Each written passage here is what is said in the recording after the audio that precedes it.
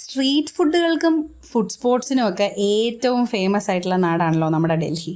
അപ്പോൾ ഇന്ന് നമ്മൾ വന്നിരിക്കുന്നത് ഈ സുരേഷ് കുമാർ ഓംലെറ്റ് വാല എന്ന് പറയുന്ന പല വെറൈറ്റീസ് ഓഫ് ഓംലെറ്റ് കിട്ടുന്ന ഒരു കടയിലാണ് കേട്ടോ. അപ്പോൾ ഇവിടെ നമുക്ക് പേരറിയുന്നതും അറിയാത്തതുമായിട്ടുള്ള പല തരത്തിലുള്ള ഓംലെറ്റുകളാണ് ഉള്ളത്. അപ്പം നമ്മൾ ഇന്ന് കഴിക്കാൻ പോകുന്നത് എന്താണ്? പിസ്സ ഓംലെറ്റ് വിത്ത് ബ്രെഡാണ്. ഈ പിസ്സ ഓംലെറ്റ് തന്നെ വിത്തൗട്ട് ബ്രെഡ് എന്ന് പറയുന്നൊരു വേർഷനും ഇവിടെ അവൈലബിൾ ആണ് കേട്ടോ. അപ്പോൾ സാധാരണ ഒരു ഓംലെറ്റിൽ അവർ ക്യാപ്സിക്കവും ഉള്ളിയും ഒക്കെ ഇട്ട് നല്ലപോലെ ഒന്ന് സ്റ്റഫ് ചെയ്തിട്ട് ഈ പാത്രമൊക്കെ വെച്ചൊന്ന് അമർത്തി ഒരു പിസ്സയുടെ രൂപത്തിലോട്ട് എടുക്കും കേട്ടോ. അത് കഴിഞ്ഞ് അതിൻ്റെ മുകളിൽ കുറേ ടോപ്പിങ്സ് ഇടും. ആ ടോപ്പിങ്സ് ആണ് ഹൈലൈറ്റ് എന്ന് പറയുന്നത്. അപ്പോൾ അതിൽ മല്ലിയിലയുണ്ട്, ചാറ്റ് മസാലയുണ്ട്, നമുക്ക് പേരറിഞ്ഞുകൂടാത്ത ഒരുപാട് മസാലകളുണ്ട്, സവാളയുണ്ട്, ചീസുണ്ട്, നാരങ്ങാനീരുണ്ട്, ബീട്രൂട്ടുണ്ട്.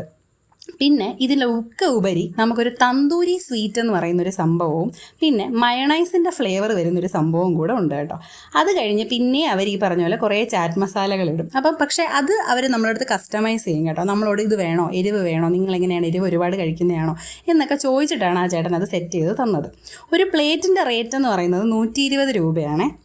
അപ്പം അത്യാവശ്യം ഒരു സ്നാക്കായിട്ടൊക്കെ നമുക്കൊരു 3 പേർക്കൊക്കെ ഷെയർ ചെയ്ത് കഴിക്കാൻ പറ്റുന്ന എന്താ പറയുക നല്ല ഒരു വെറൈറ്റി ടേസ്റ്റുള്ളൊരു സാധനമാണ്. അപ്പം മോളും അത്യാവശ്യം എരിവ് ഞങ്ങളുടെ കൂടെ കഴിക്കുന്ന ആളായതുകൊണ്ട് തന്നെ അവളും കഴിച്ചു. അവൾക്ക് നല്ല ഇഷ്ടമായിട്ടുണ്ട് കേട്ടോ. പിന്നെ ഞാൻ പൊതുവേ എരിവിൻ്റെ ആളാണ്. അപ്പോൾ എനിക്ക് അത്യാവശ്യം നല്ല രീതിയിൽ ഇഷ്ടമായിട്ടുണ്ടായിരുന്നു. നല്ല തണുപ്പത്ത് നല്ല ചൂടോടുകൂടി കഴിക്കാൻ പറ്റിയ ഒരു വെറൈറ്റി സാധനം കേട്ടോ. അപ്പോൾ ഇവിടെ ഉള്ളവർ ട്രൈ ചെയ്യണം. പിന്നെ പോകുന്നതിന് മുമ്പ് ചാനൽ സബ്സ്ക്രൈബ് ചെയ്തിട്ട് പോയാൽ മതിയേ.